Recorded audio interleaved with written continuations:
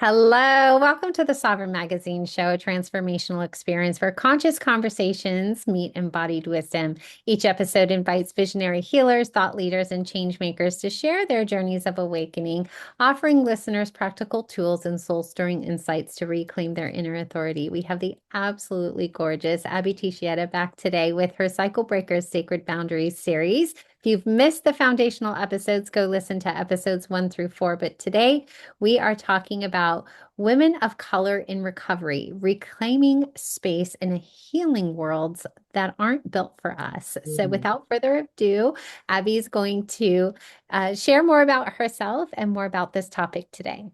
Yeah, absolutely. Thanks, Nicole. I'm so grateful to be here. I love this series. It's just so much fun. Yes, it is. So I'm Abby Teixeira, as Nicole shared, and I'm a speaker. I'm a published writer and author, a trauma recovery guide, and feminine leadership mentor. I'm also a complex trauma survivor, and I'm personally in recovery from addiction for over a decade. It's actually going to be 12 years this October, and I'm a mother of four. And the work that I do is I primarily guide cycle breaking women and femmes, especially those healing from trauma, addiction, and survival based identities. A lot of them are Black, Indigenous women of color. They're mothers, they're healers, they're coaches, they're creatives, and I really help them move out of isolation and survival and into embodied, community rooted leadership. And I do that by holding sacred spaces where they can show up with their grief, their rage, their truth, their wisdom to really be witnessed and integrated and then transformed into sovereignty. And today's topic is really, it really for me is important because for me, recovery wasn't necessarily just about healing from addiction, trauma, or survival. It was what I really found was that for many women of color like myself, it's also healing from things like invisibility, assimilation, cultural shame, navigating systems that were not designed with us in mind. And so for me, really, recovery became not only a return to self, but really a return to my culture, my ancestry, my voice, and my belonging. And that's really been the deep work that I've been doing in the last, I would say about intentionally the last 3 years, that reclamation journey, which I'm really excited to chat about today.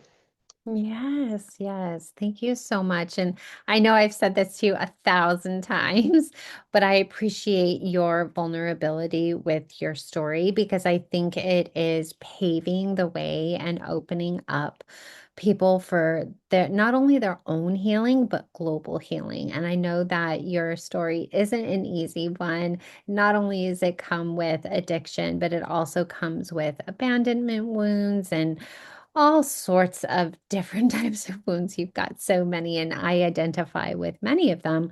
I do feel um, that although I escaped the traditional addiction of alcohol or drugs or smoking or things like that, I do have an addiction to food. I love food. Absolutely love food. And I have what's called food noise, and I'm constantly thinking about food from the time I wake up to the time I go to bed. Um, but in the traditional sense, I will say that I have quote unquote escaped that despite my past, if you will. However, the part that I do not have is what we're talking about today. You know, I'm a white woman living in a predominantly white culture, especially with all the white men in this world trying to do some very awful things. Yeah, yeah. And so I haven't had that. However, I get to see it through the lens of my husband, who is Black, and my daughter, who is obviously biracial. And I get to see things from their perspective, but I don't have that deep inner knowing. And so I would love to provide some more foundational things for people today, especially around what it's like for you to seek healing in spaces that aren't built for not just women of color, but really anybody of color. This whole world is built Yeah. on white people. Yeah.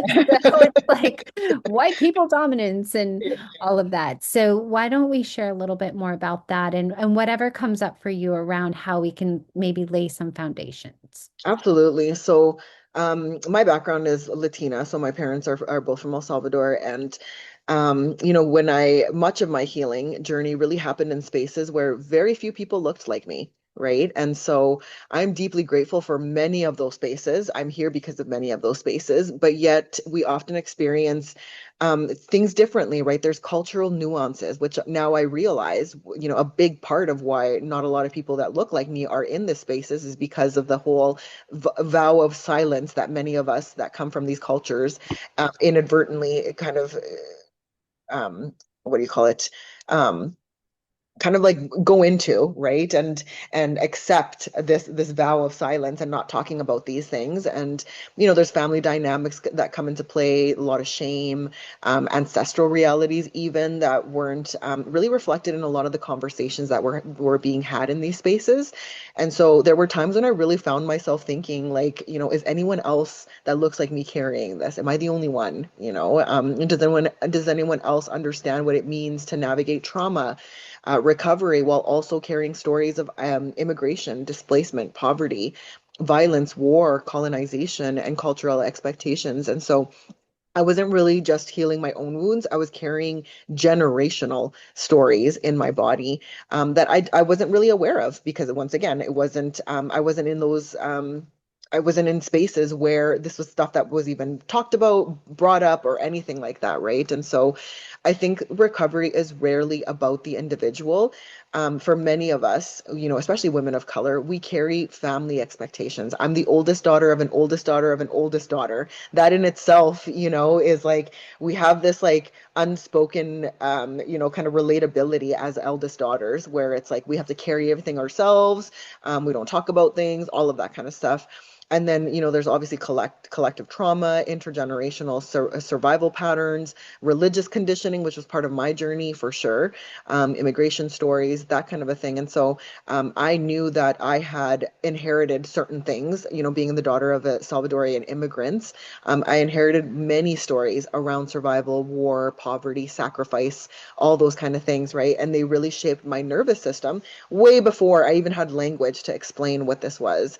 So many of us were raised by people who were surviving. I was raised by two survivors who were trying to survive, you know, and it wasn't because they didn't love us, but because survival was all that they knew, right? And so when I entered into recovery spaces, that's all I knew. I knew how to survive, right? And I came to a place where I finally knew that I couldn't survive on my own anymore, right? And so that's when I started to, like, just for me, it was the willingness piece, just being willing to try whatever, to get out there to, if it could, I will always remember a mentor of mine early on who would tell me, might help, or can't hurt, might help, right? That was her thing. Whereas, like, if you're going to try something, it can't hurt and it might help. So why don't you just try it, right? And so that's exactly what I started doing. I was just like, okay, so somebody suggested group therapy, let me try that.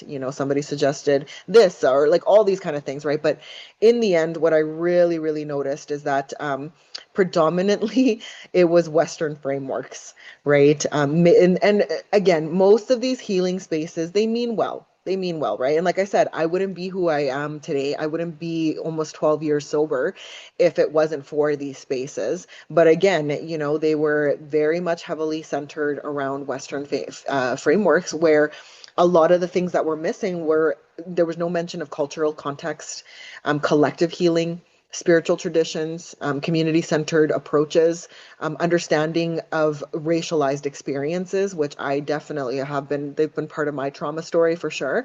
Right. And so I thought that healing looked one way. It only looked in therapy and recovery programs and self development, and which I threw myself at all of the above. Right. And while they did help me tremendously, I really eventually realized that there were still pieces of me that were longing for something deeper. And so for me, healing really became more complete when I stopped trying to fit myself into these healing spaces and started allowing healing to fit me, right? And that really took a journey of, like, looking, of researching, of, more than anything, of self-discovery, right? And so, yeah, that's a little bit of the context around the conversation. Mm. I love this so much because you said cultural context, and it's something that being in Sovereign, I learned so many different things in so many different ways from so many different people. We not only have our country cultural context, but we have our femininity cultural context or our motherhood, right? And then we have like our ethnicities and our backgrounds and all of that. And I want to shed light on that a little bit more because I distinctly remember when my daughter got her therapist, the one that she has now, and she loves her so much. And she's African American. She was recommended by my best friend, and my best friend was like, "I think this would be the perfect therapist for my daughter." And anyway, it wasn't until I realized when she came out and she said, "She understands me." Mhm. And that was when I was like, "Oh, yeah, I kind of was missing that piece again." And it wasn't a conscious thing or anything like that. We just got assigned to a previous therapist before and we just went with it. And she just happened to be white, of course. Yeah. But there was no depth. She's like, I like that she understands if I talk about my hair, she knows what I'm talking about. It's like those simple little things that we don't even think about. Yeah. We have somebody who understands our cultural context and then you add the layer of recovery, right? Mhm. That cultural context on top of the other things, there is this deeper connection and relationship to healing that can happen because you're not only healing the wounds or recovering from the trauma of, let's say, addiction, but you're also healing the other wounds as well. Like, I Yeah. mean, so there's all these nuanced layers, right? And so, one of the things that I wanted to ask you today as part of our conversation was what do you wish healing spaces understood the most about women of color in recovery? Yeah, I think I love that you shared that story because representation matters so much, right? When women of color are visible, something really powerful happens. I know for myself, I very much gravitate, very much like your daughter, when I hear of another Latina woman, with a very similar story as mine, like I tune in. I'm like tuned in and I'm thinking in myself like me too, or like that instant relief of like I'm not alone or my story really belongs here, right? And this is why I do what I do. Like the personal experience of having, like, I share very openly about my complex PTSD journey, my recovery, my motherhood journey, my estrangement journey, ancestral healing.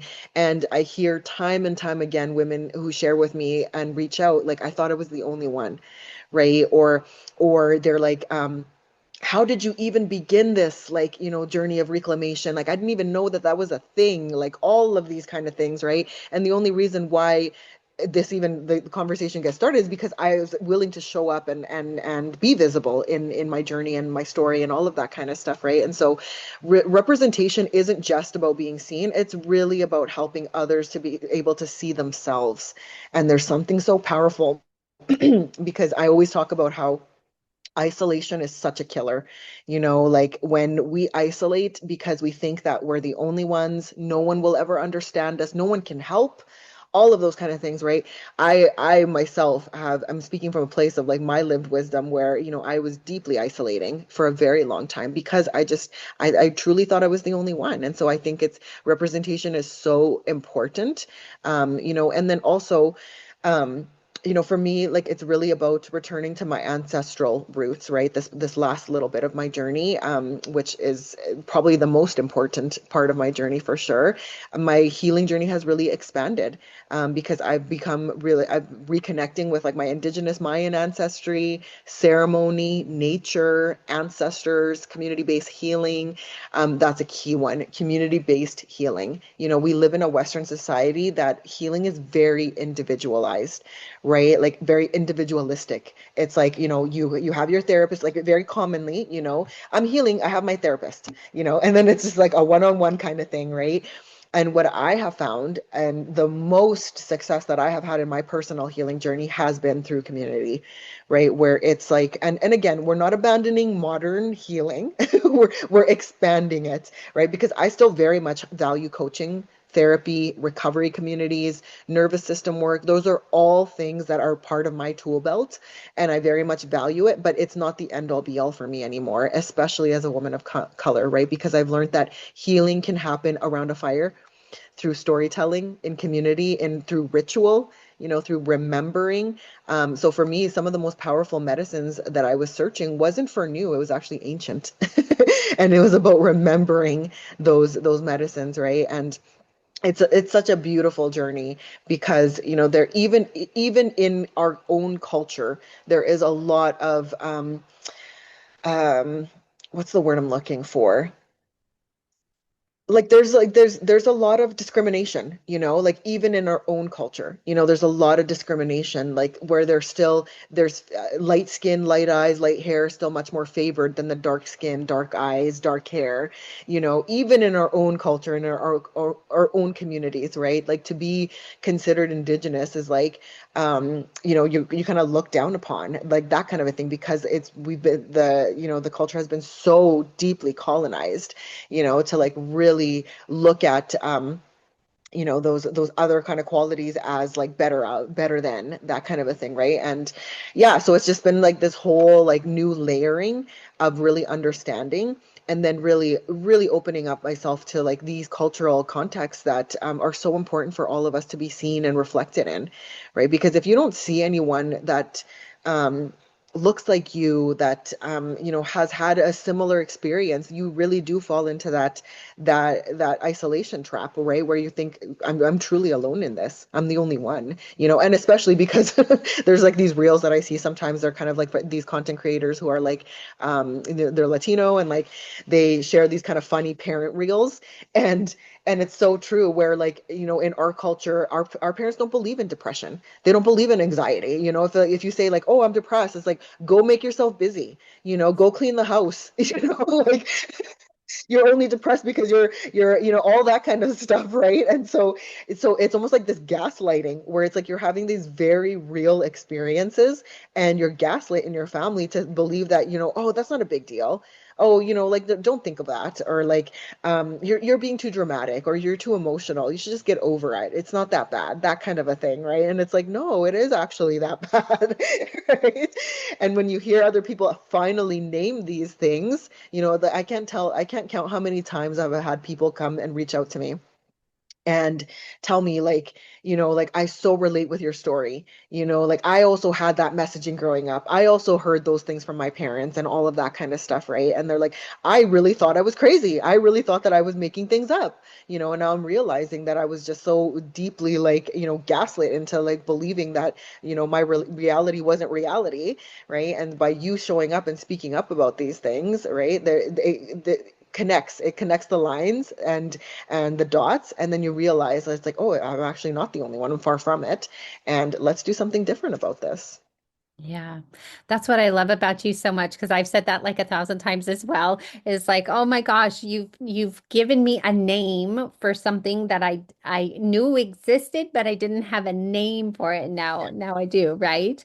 Yeah. And that's why I appreciate when people like you do show up and they do show that level of vulnerability, because it is within our stories that we are sharing that somebody else can go, me too.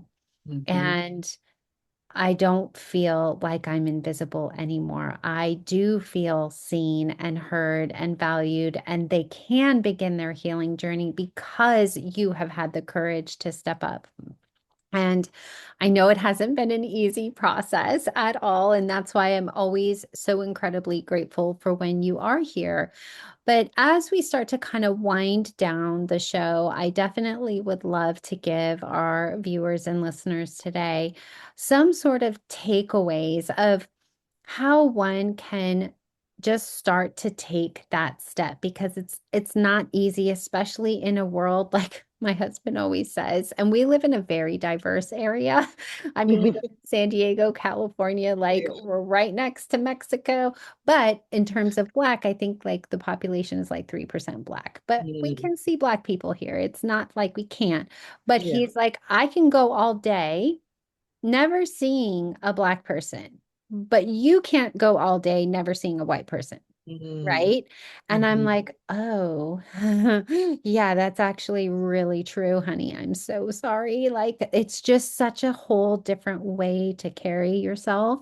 And Hmm. so, as we wind down the show, I'm also reminded of this one instance that I'd love to share because I think people in rural places, like this story I'm about to share, will be like, oh, okay, somebody else has experienced that. My husband had a coworker one time who had to go on an assignment in Utah, and she happened to be Filipina. And she showed up, and so many white people kept coming up to her saying, "What are you?" They had never seen a Filipina before, ever, and they didn't know what she was. And that blew my mind coming from like the huge melting pot that I live in here in Yeah, yeah. California. I just was like, how do you not know what a Filipina lady looks like? That's just crazy, but that is the reality.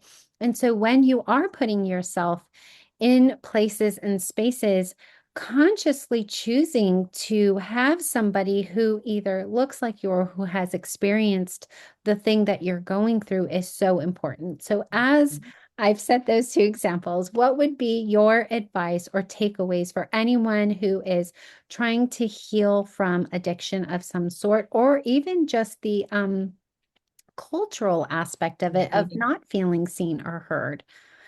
Yeah, yeah, definitely. So, like I mentioned, in the last couple of years, for sure, I have had a really powerful reframe in my own recovery journey where it's really been stopping, like trying to fix myself all the time, because like Lord knows I have so many certifications, I have so much trainings, I have like, all these like different accolades of like trying to like, fix and all of that kind of stuff and become someone new and all of that kind of stuff. And it's really now I realize that it's not about any of that stuff. It's truly about reclaiming. So whoever you are and whatever your roots are, learn about them. Like learn about those roots and then reclaim, right? Like reclaim, like for me, it's looked like reclaiming my voice, my culture, my story, my intuition. Oh my goodness, my identity, as an Indigenous woman, like reclaiming that, right? And like for me, it's like I spent so many years with this pressure to try to like shrink those exact parts of myself just to belong,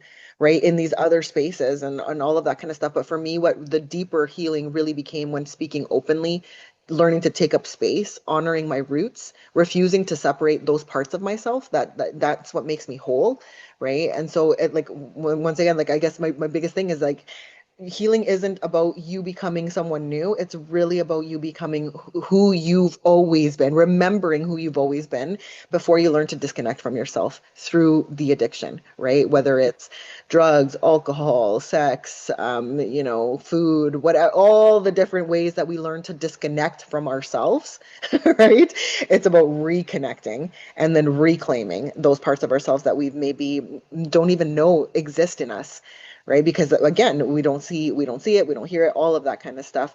If you search and you look, you will find, and it's not always easy, but I think you do an incredible job of this, Nicole, where the sovereign community is very diverse, right? With so many beautiful women from all walks of life who have their incredible gifts to share that are so unique, right? And so like in there I can see like if I want astrology, if I want like like cycle breaking, if I want, like all these different areas, and it's like when you again, if you look, you will find, right?